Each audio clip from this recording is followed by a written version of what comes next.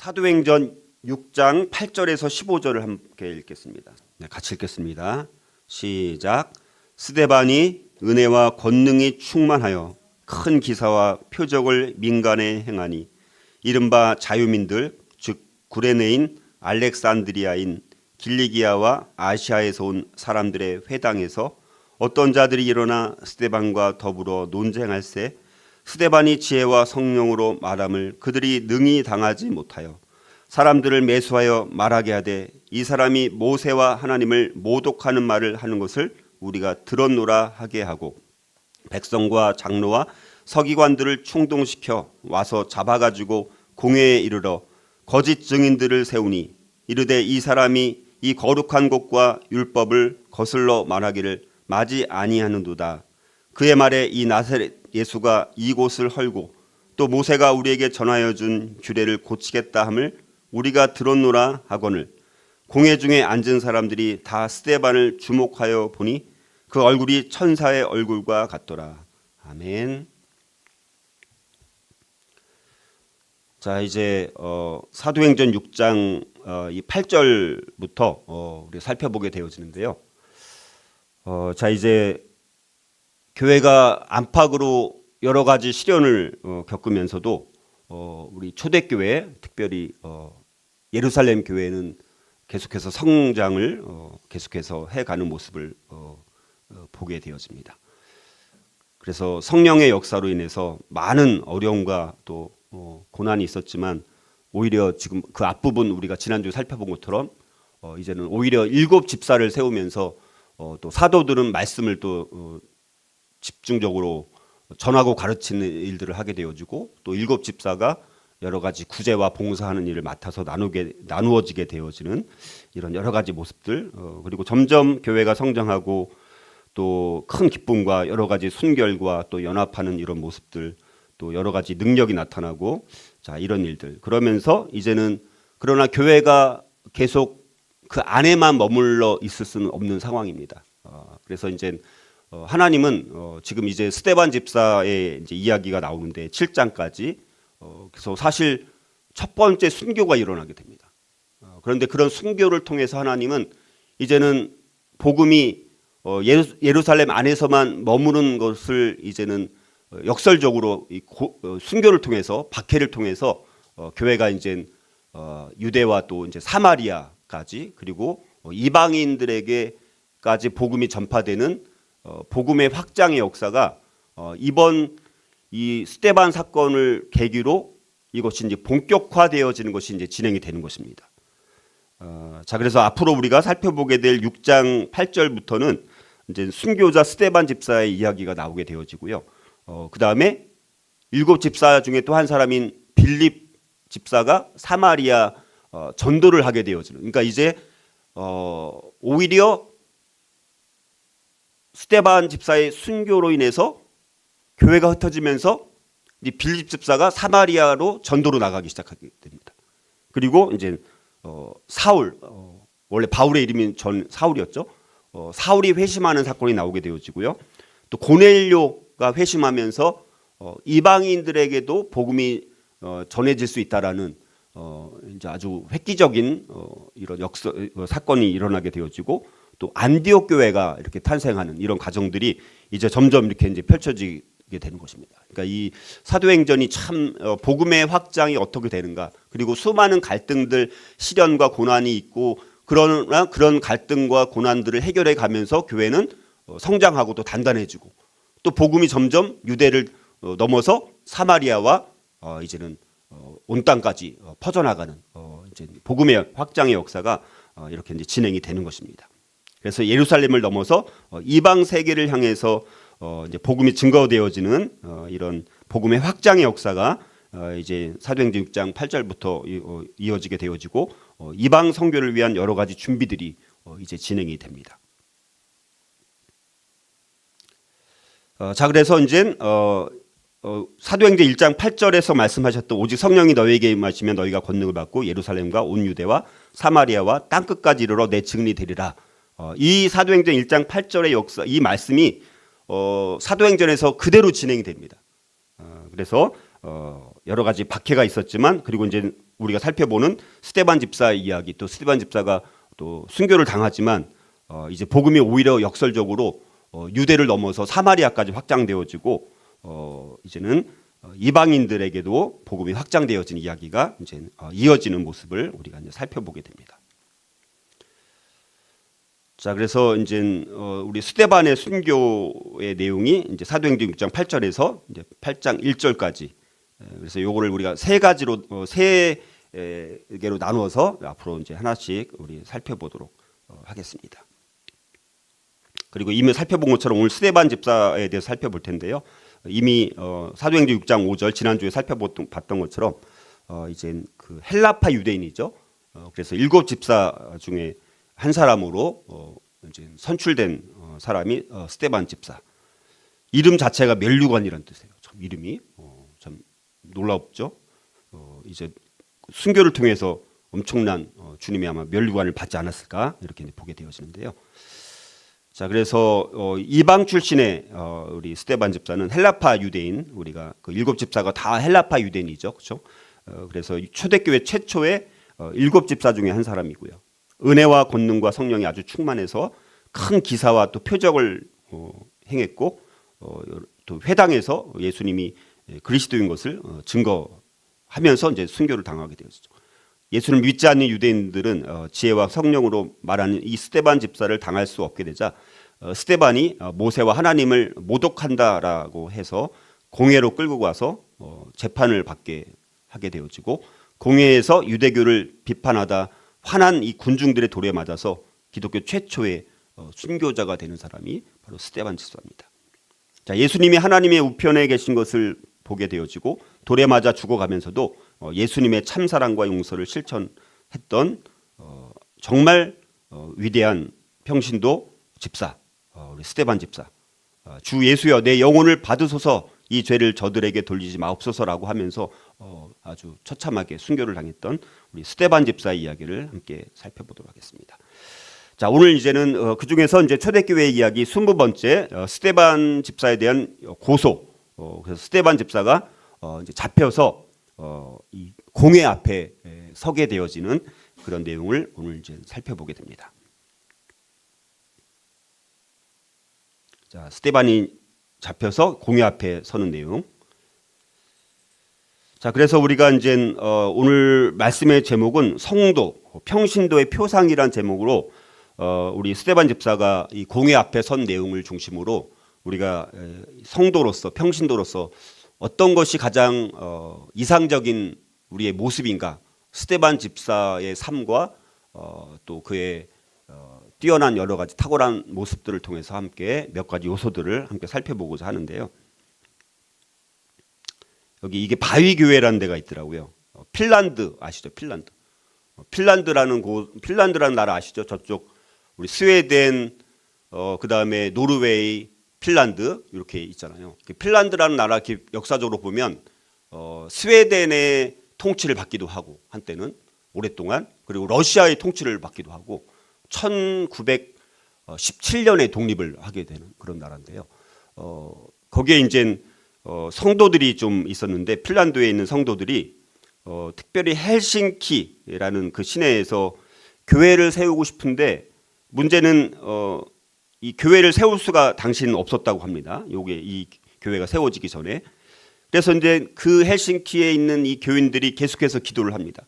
어떻게든지 이 헬싱키 시내의 교회를 세우도록 하나님 역사해 주십시오. 이렇게 계속해서 성도들이 이제 기도를 하는 어느 날 그 소식을 들었던 어떤 건축가가 있었는데 이 건축가가 그리스도인 건축가였습니다. 그래서 그리스도인 건축가가 이 헬싱키 시내의 교회를 세우기를 위해서 기도하는 그 성도들 향해서 하나의 제안을 하는데 지금 이 헬싱키 안에는 교회를 세울 수 없는 법적으로 그렇게 문제가 있지만 근데 이제 그 헬싱키 안에 이런 엄청난 이제 뭐라고 해야 될까 돌로 된 곳이 있었다는 것이죠.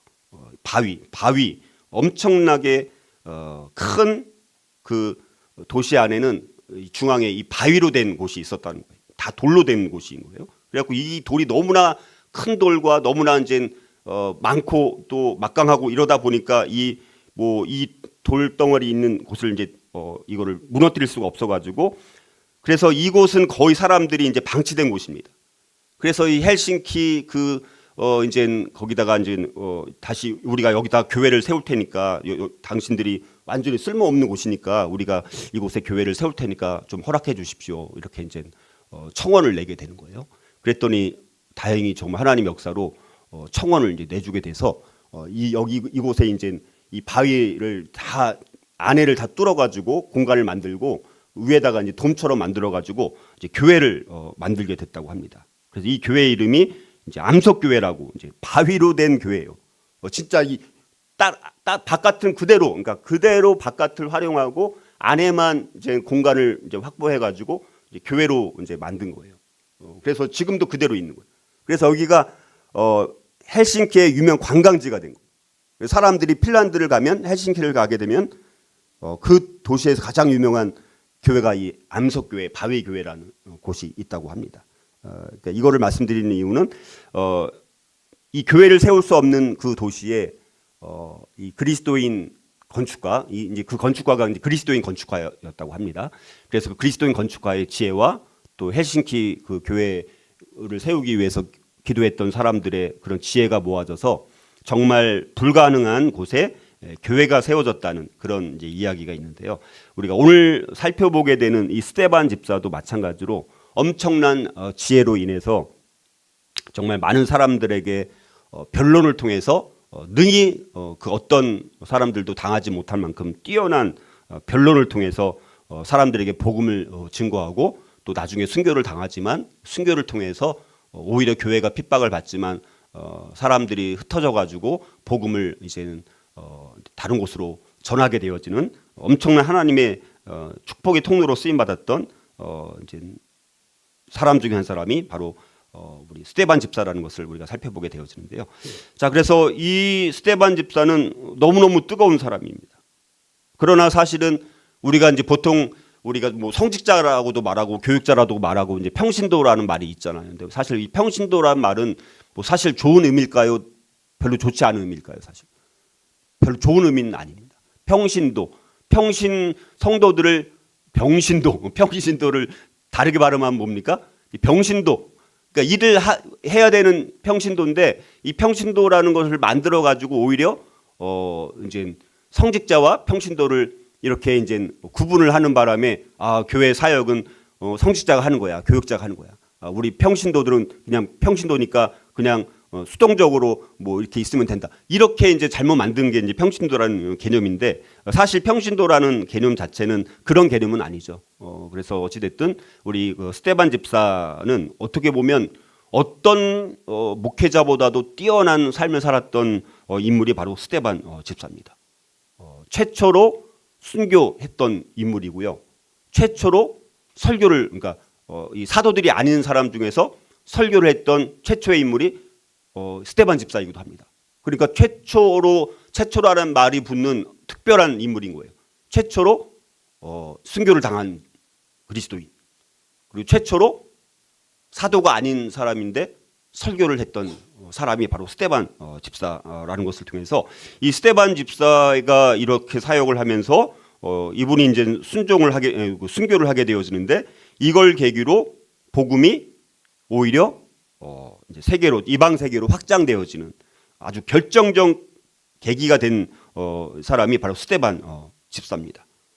그래서 이방 세계로 복음이 확산되는 데 있어서 결정적 계기가 되었던 인물이라고 할 수가 있고 선교 사역의 문을 열게 만들었던 아주 중요한 우리 순교자 바로 스데반 집사라고 이제 볼 수가 있습니다. 그래서 참 놀랍게 순교를 통해서 핍박을 통해서 교회는 오히려 더 이방 세계로 확산되었다라는 것을 우리가 살펴볼 수가 있습니다. 자, 그래가지고 우리 스데반 집사의 삶과 사역과 믿음을 살펴보면서 과연 우리가 평신도로서 걸어가야 된 신앙의 참된 길은 어떤 것이 이상적인가? 우리가 스데반 집사의 삶과 사역을 통해서 우리가 한번 살펴볼 수가 있습니다. 그래서 첫 번째로 우리가 스데반 집사를 통해서 바라본 우리 성도 평신도의 표상은 어떤 모습이 되어야 되느냐? 오늘 5가지로 아주 간략하게 한번 살펴보도록 하겠습니다. 첫 번째는요, 믿음과 성령이 충만해야 합니다. 믿음과 성령이 충만해야 돼요. 우리가 이 스데반 집사처럼 성도로서 평신도로서 정말 이상적인 우리가 모습으로 하나님 앞에 쓰임 받으려면 첫 번째로 필요한 것은 믿음과 성령이 충만해야 된다는 것입니다. 이건 우리가 이미 7집사 살펴봤을 때 살펴봤던 내용이죠. 그러니까 스데반 집사는 7집사 중에 한 사람이었죠. 헬라파 유대인, 그렇죠? 우리 2가지 살펴봤었잖아요. 구제 문제로 인해서 이젠 그 헬라인 출신들의 과부들이 뭔가 불공평하게 이제 구제를 받는다라고 이제 이렇게 생각하면서 갈등이 생기니까 이젠 사도들이 이렇게 회의를 통해서 하나님의 지혜로 이젠 우리 믿음과 성령이 충만한 사람 7명을 한번 뽑아봐라. 그러면 우리가 그들을 세워서 안수하고 그들이 이제 사도들이 했던 이런 구제 사역을 이제 7집사가 맡아서 함으로 인해서 그래서 일부러 이제 유대파 이제 히브리파 유대인이 아니라 헬라파 유대인 7집사를 세워가지고 그 구제 여러 가지 불공평의 이 문제들을 이제 잘 지혜롭게 해결했던 그때 이제 7집사들이 다 믿음과 성령이 충만했던 사람이라고 말씀을 합니다. 이제 마찬가지로 스데반도 그 7집사 중에 한 사람이니까 믿음과 성령이 충만했던 사람이라고 우리가 이제 볼 수가 있습니다. 자, 그래서 우리가 이 스데반 집사처럼 우리가 믿음과 성령이 충만한 삶을 살아야 되는 것을 한번 첫 번째로 살펴볼 수가 있고요. 자, 두 번째로 스데반 집사를 통해 바라본 성도 평신도의 표상은 어떤 모습이 되어야 되느냐? 두 번째는요, 은혜와 권능이 충만해야 합니다. 은혜와 권능이 충만해야 합니다.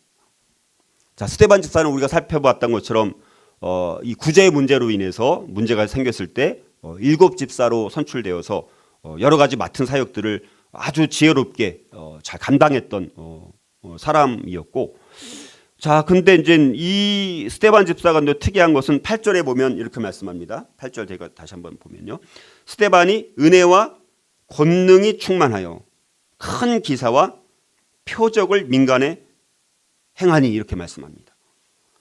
자, 첫 번째로 또 이 스데반 집사에게 붙은 최초라는 것은요, 최초로 사도들이 아닌데 기적을 행한 사람이 또 스데반 집사입니다.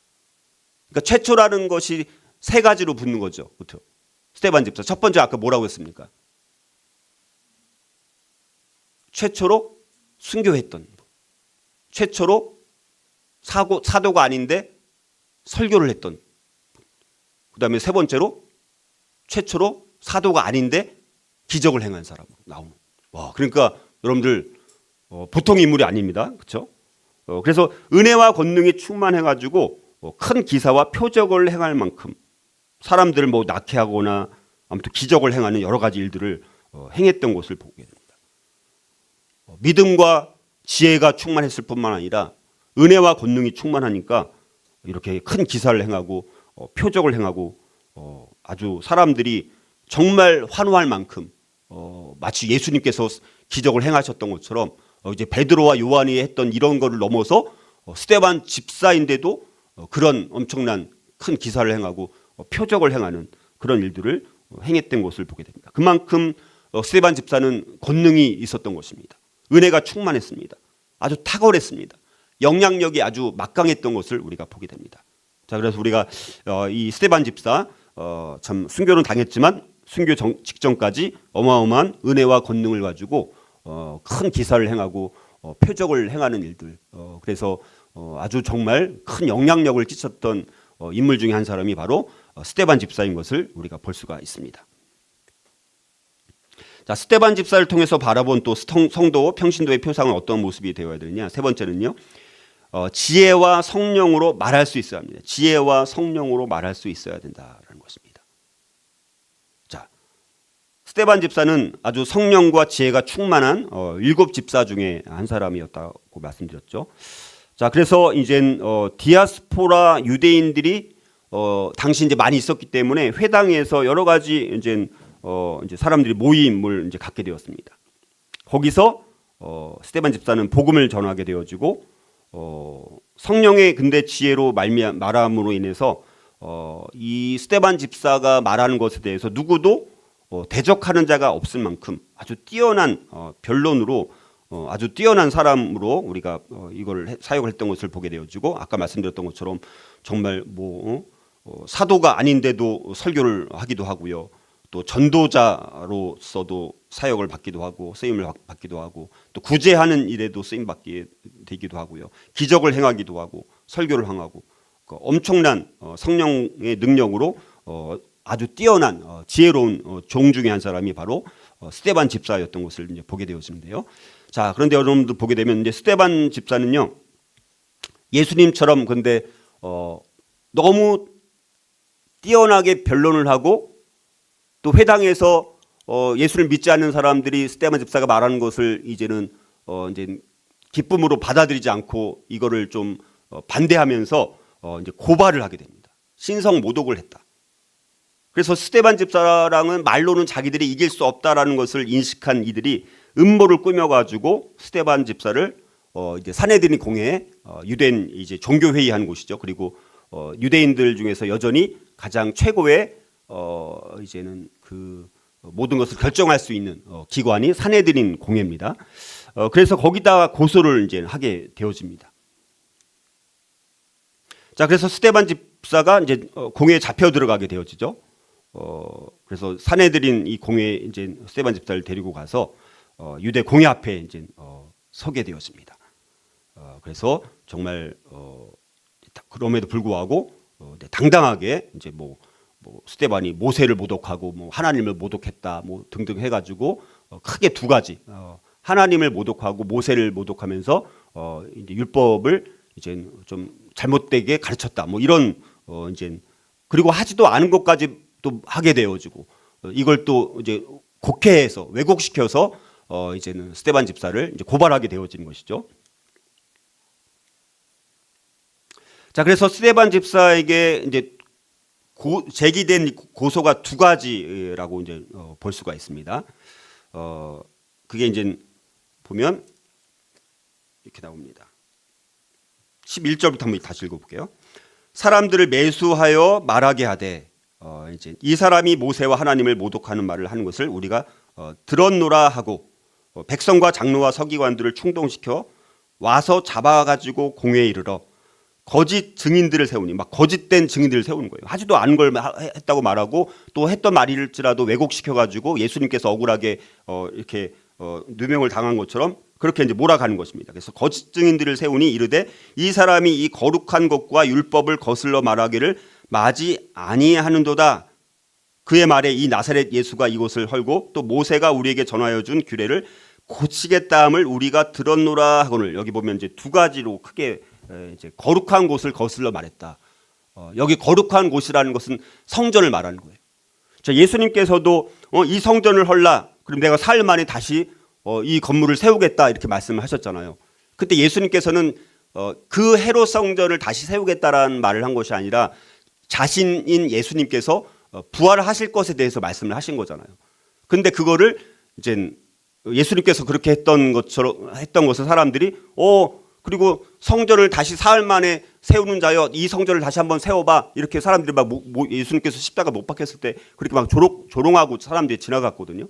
자, 그것처럼 거룩한 곳을 거슬러서 말한다 이렇게 이제 누명을 이제 씌우게 된 것입니다. 그러니까 예수님께서 말씀하신 것을 사람들이 왜곡시켜서 예수님을 몰아간 것처럼 스데반 집사도 마찬가지로 동일하게 그렇게 몰아간 거예요. 그리고 율법을 거슬렀다. 모세 율법을 거슬러서 말했다. 모세가 전해준 규례를 다시 뭐 다른 식으로 이렇게 얘기를 했다. 오히려 자기들이 사실은 모세 율법을 잘못 해석해서 문제가 생긴 건데 이제는 스데반 집사가 말한 것들을 없는 것을 했다고 말하기도 하고 했던 말 중에서 이렇게 변형시켜가지고 이제 스데반 집사를 이렇게 누명을 씌우면서 고발하는 이런 상황이 이제 되게 된 것입니다. 자, 그럼에도 불구하고 이제 이 스데반 집사는 지혜와 성령으로 말하는 것을 우리가 이제 볼 수가 있습니다. 그러니까 앞에서도 그렇고 또 뒤에서도 그렇고 우리 뒤에 있는 모든 이거는 사도행전 7장까지 우리가 살펴보면 이제 엄청난 지혜와 성령으로 스데반 집사가 우리가 말하고 있는 것을 우리가 볼 수가 있습니다. 자, 그래서 이제 스데반의 이제 집사의 변론이 이제 이게 7장에 나오는 내용이 사실은 이런 두 가지 고소, 하나님을 모독하고 뭐 모세를 모독하고 뭐 성전을 거슬러서 말하고 뭐 이렇게 했다 뭐 이런 것에 대한 변론으로 사실 말하는 거잖아요. 원래 여기 7장 1절에 보면 대제사장이 이르되 이것이 사실이냐 스데반 집사한테 물어보면서 한번 너 말해봐, 너도 한번 변론해봐, 그런 기회를 줄 테니까. 그래서 이제 7장 2절부터 스데반이 이르되 하면서 엄청나게 긴 설교를 하게 되어집니다. 여러분 7장 여기 이거 몇 절까지 있어요? 60절까지 있어요. 60절까지. 자, 그건 이제 스데반 집사가 이제 순교하는 내용이고 53절까지 설교하는 내용이에요. 그러니까 거의 막 52절에 해당되는 긴 내용으로 설교를 하거든요. 근데 그 설교 내용을 보면요, 구약의 이스라엘 역사에 대해서 설교를 하는데요. 이건 다음 주에 이제 살펴볼 텐데요. 그러니까 이제 하나님을 모독하고 뭐 신성 모독죄, 그 다음에 뭐 모세 율법을 뭐 변경시켰다, 뭐 이런 여러 가지 이런 것에 대한 변론을 말하는데 스데반 집사는 이스라엘 구약의 역사를 쫙 풀어서 설교를 합니다. 근데 그 설교 내용이 사실은요 굉장히 깊은 거예요. 그러니까 일반 집사였지만 스데반 집사는 자기 구약의 역사에 대해서 아주 통찰력을 가지고 꿰뚫고 있으면서 오히려 이런 설교의 긴 내용, 구약의 역사를 설명하는 것이 지금 이들이 말한 이 스데반 집사를 고소하고 고발한 것에 대한 직접적인 변론은 아니지만 훨씬 더 깊은 내용으로 더 뛰어난 변론을 하고 있는 것을 우리가 이제 나중에 살펴보게 되는 것입니다. 그러니까 참 대단한 사람이죠. 그러니까 지혜와 성령으로 너무너무 능력이 탁월하니까 지혜와 성령으로 이들의 말하는 것들에 대해서 변론을 하면서 단순한 받아치는 변론뿐만이 아니라 구약의 역사를 다 전체적으로 큰 그림을 가지고 설명을 하면서 이들의 답변 플러스 알파까지 해서, 그러니까 나중에 이 사람들이 어떤 반응이 나오냐면요, 54절에 보니까 설교를 다 듣고 나서 54절에 보니까 그들이 이 말을 듣고 마음에 찔리는 거예요. 자기들도 마음에 찔리는 거예요. 변론할 기회를 주고 이제 스데반 집사가 쭉 이제 구약의 역사 쭉 이렇게 풀어서 설명을 하니까 그들이 이 말을 듣고 마음에 찔려 그를 향하여 이를 갈게 되어져. 자기들이 그러니까 말로는 당할 수 없다라는 것을 그들도 인정할 수밖에 없는 그렇게 지혜와 성령으로 말할 수 있었던 사람이 스데반 집사였던 것을 보게 됩니다. 그래서 우리의 삶에 우리가 성도로서 평신도의 표상 중에 이상적인 모습은 우리가 이렇게 지혜와 성령으로 말할 수 있는 것이 정말 우리가 필요하지 않나. 그렇다고 뭐 스데반 집사가 변론할 기회를 줬더니 내가 뭐 다시 한번 구약을 정리해가지고 당신 변론 어떻게 나한테 기회를 줬으니까 내가 뭐 어떤 변호사랑 내가 상담해가지고 내가 답변을 주겠다. 뭐 이렇게 한 게 아니라 바로 그 즉시 즉흥적으로 구약의 이스라엘 역사를 쫙 풀어서 설명하는 거예요. 와, 대단한 거 아닙니까? 그래서 우리가 다음 주에 이 스데반 집사가 한 이 구약의 이 역사를 어떻게 스데반 집사가 정리했는지 다음 주에 한번 살펴보도록 하겠습니다. 그러니까 굉장히 이스라엘의 역사를 꿰뚫고 있었던 우리 집사였다라는 것을 우리가 알 수 있습니다. 그래서 구약의 전체를 개관한 아주 엄청난 뛰어난 설교를, 그리고 이렇게 긴 설교가 다른 우리 사도들의 설교도 이렇게 자세하게 나오지 않거든요.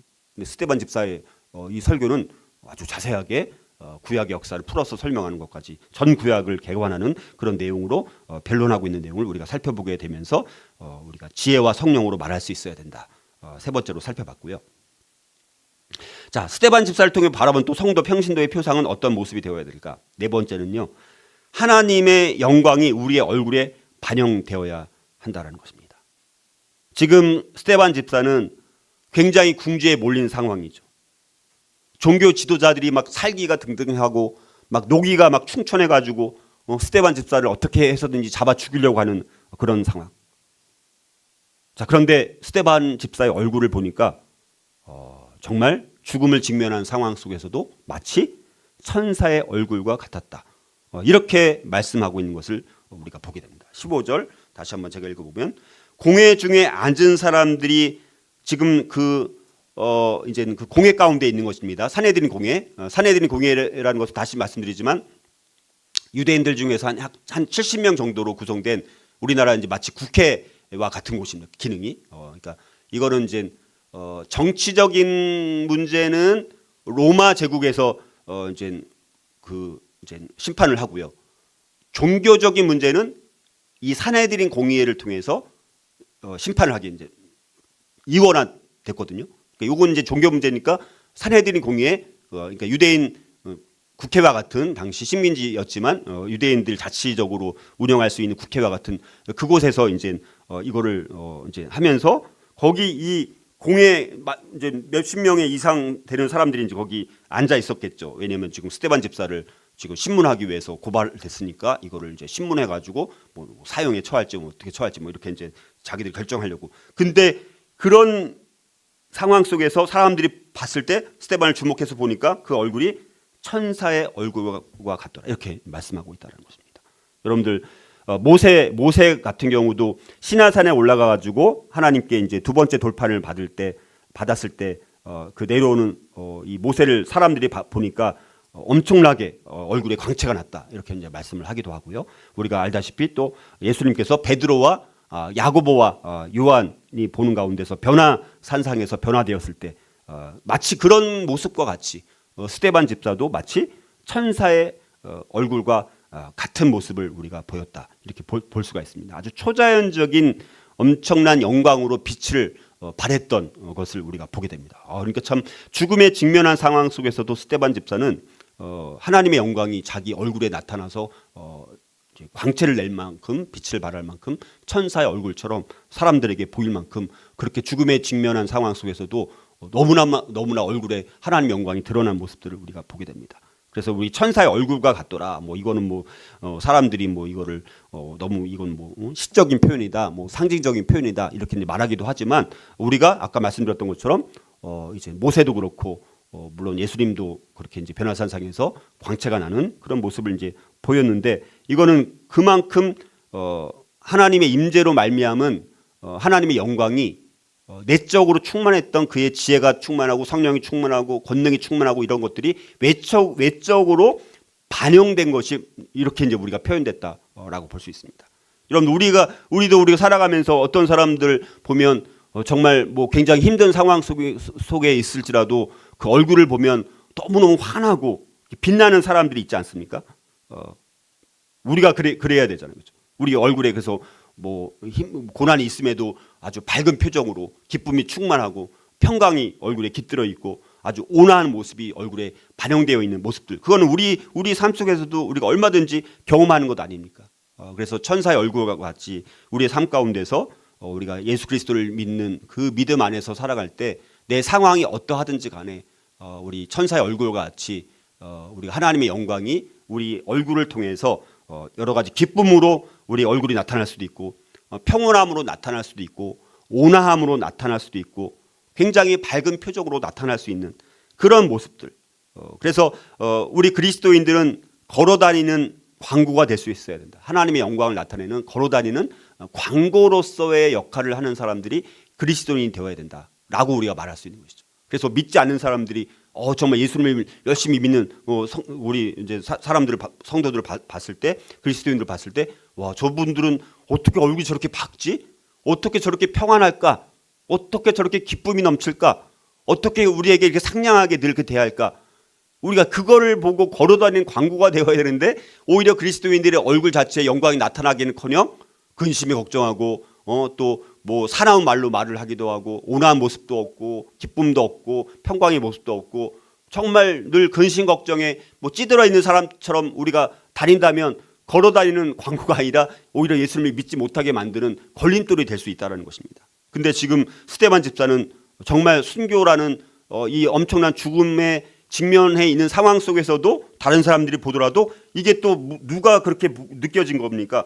공회 중에 앉은 사람들, 사내들인 공회에 앉은 사람들이 지금 모든 사람들이 스데반 집사를 지금 어떻게든지 모함을 해가지고 누명을 씌워가지고 사형에 처해든지 죽이려고 하는 그런 상황인데 스데반 집사 혼자 거기서 당당히 변론하면서 지혜와 말씀과 이런 권능이 막 충만하면서 오히려 공회에 앉은 사람들이 스데반 집사를 보니까 얼굴이 광채가 나서 마치 천사의 얼굴과 같았다. 이렇게 이제 고백하고 있는 것을 우리가 보게 됩니다.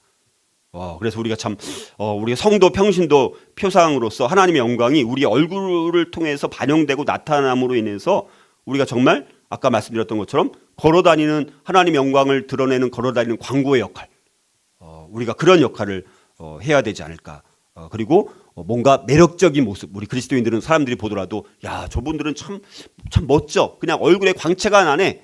뭐 아주 비싼 옷을 입지 않았는데, 화장을 뭐 엄청 하지 않았는데도 얼굴에 막 광채가 나고 빛을 발하고 기쁨이 충만하고 평강이 넘치고 온화하고 상냥하고 뭐 이런 모습들을 봤을 때 사람들은 우리가 이제 그 모습을 통해서 예수님을 믿을 수 있게 된다라는 것입니다. 그래서 우리가 하나님의 영광이 우리 얼굴에 이렇게 반영될 수 있어야 된다. 이렇게 네 번째로 살펴봤고요. 마지막으로 자, 스데반 집사를 통해 바라보는 우리 성도 평신도의 표상은 어떤 모습이 되느냐? 다섯 번째는요, 담대히 복음을 선포하고 증거할 수 있어야 된다는 것입니다. 자, 이런 상황 속에서 아까 말씀드렸던 것처럼 이 7장 이거는 이제 다음 주에 이제 살펴보게 되는 내용인데요. 우리가 이 주제 안에 이제 우리가 넣어서 담대히 복음을 선포하고 증거할 수 있어야 된다. 사내들인 공회에 끌려가 가지고 지금 고소당하고 고발당하고 잘못하면 죽을 수 있다라는 것을 스데반 집사가 모르진 않았을 거예요. 왜냐하면 이런 죄명으로 잡혀 들어가면 이건 분명 예수님도 그런 죄명으로 사실 십자가에서 죽으심 당한 것 아닙니까? 스데반 집사도 그런 사실을 알고 있었어요. 지금 잡혀 들어가면 자기도 죽을 수 있다라는 것, 그것을 이미 마음의 준비를 하고 들어갔기 때문에 이제 마지막 이제 내 삶의 이제 최고의 이제 변론할 수 있는 기회가 될 수도 있겠다. 그러면서 하나님을 더 의지하면서 성령을 의지하고 하나님 저에게 지혜를 주십시오. 내가 이 짧은 시간 이들이 저에게 변론할 기회를 주었는데 하나님 내가 여기서 내가 기가 죽어서 막 이렇게 두려워서 떨고 뭐 이런 모습이 아니라 오히려 당당하게 지금 그러나 스데반 집사가 이걸 정리해서 한 게 아닙니다. 그 당시 즉각적인 즉시 주님께서 주신 성령께서 주신 그 지혜로 성령에 충만해서 우리가 항상 그렇잖아요. 어떨 때는 내가 생각한 것이 아닌데 내 말로 막 나올 때가 있어요. 우리가 그런 것을 경험하지 않습니까? 마치 그런 것처럼 그 짧은 시간이지만 이제 어디서부터 설교를 해야 되느냐, 뭐 자기가 준비한 설교도 아니잖아요. 근데 이제 우리 7장 2절에 스데반이 이르되 여러분 부형들이여 들으소서. 이제 어찌됐든 이렇게 시작을 합니다. 우리 조상 아브라함이 그러면서 과거 아브라함 때부터 믿음의 조상 아브라함 때부터 있었던 일들을 이제 쫙 이제 나열하기 시작합니다. 이게 어떻게 사람의 생각으로 할 수 있는 설교가 아닌 거예요. 성령께서 주시는 말씀, 성령께서 주시는 그 말씀을 받아가지고 그 자리에서 스데반 집사는 이제 복음 증거를 하게 되어지는 모습을 보게 됩니다. 그래서 우리 스데반 집사를 통해서 그 이후에 우리 모든 평신도들도 그래서 우리가 때로는 이렇게 설교할 수 있는 권한이 있는 거예요. 그래서 우리가 유명한 D.L. 무디라는 분 계시죠? 들어봤죠? 우리 침례교회 어마어마한 구두 수성공이었던 사람이 어마어마한 설교자가 됩니다. 그래서 그 D.L. 무디의 설교를 듣고 많은 청년들, 대학생들이 회심을 했거든요. 근데 그 중에 일부가 이제 미국을 넘어서 우리나라의 이제 선교, 우리 1880년대 이제 우리나라에 복음이 이제 선교사들이 들어오지 않았습니까? 그때 들어왔던 선교사들 중에 상당수가 D.L. 무디의 설교에 영향을 받아서 선교사로 자원하고 헌신했던 사람들이 많이 있었다라고 합니다. 그러니까 D.L. 무디는 우리가 다 목사로 알고 있는데 목사를 안수받지 않은 사람. 근데 어마어마한 전도 설교자로서 많은 사람들에게 설교를 하고 이제 진짜 많이 영향력을 끼쳤던 사람 중에 한 사람이 바로 D.L. 무디라는 사람입니다. 그분도 평신도랑 마찬가지입니다. 그런데도 엄청나게 복음 증거자로 쓰임을 받았죠. 그래서 우리가 꼭 목사만 설교를 하는 것이 아니라 평신도에게도 이런 설교권이 일부는 우리가 있다라고도 볼 수 있습니다. 이런 부분들을 통해서. 그래서 어찌됐든 그런 상황 속에서 담대히 복음을 선포하고 증거하는 우리 스데반 집사의 모습을 우리가 살펴볼 수가 있습니다. 그래서 오늘 살펴봤던 것처럼 여러 가지 많은 어려움이 있고 힘든 일이 있었지만 스데반 집사는 오히려 죽음을 두려워하지 않는 믿음을 통해서 복음을 수호하고 복음을 전파하는 곳에 엄청나게 쓰임받았던 사람이었던 것을 우리가 이제 보게 됩니다. 그래서 우리 스데반 집사의 우리 삶을 통해서 우리 교회 성도들도 이렇게 5가지의 어떤 특성을 가지고 이상적인 성도로서 평신도의 모습을 가지고 정말 하나님 앞에 위대하게 탁월하게 쓰임 받는 삶을 살았으면 좋겠다.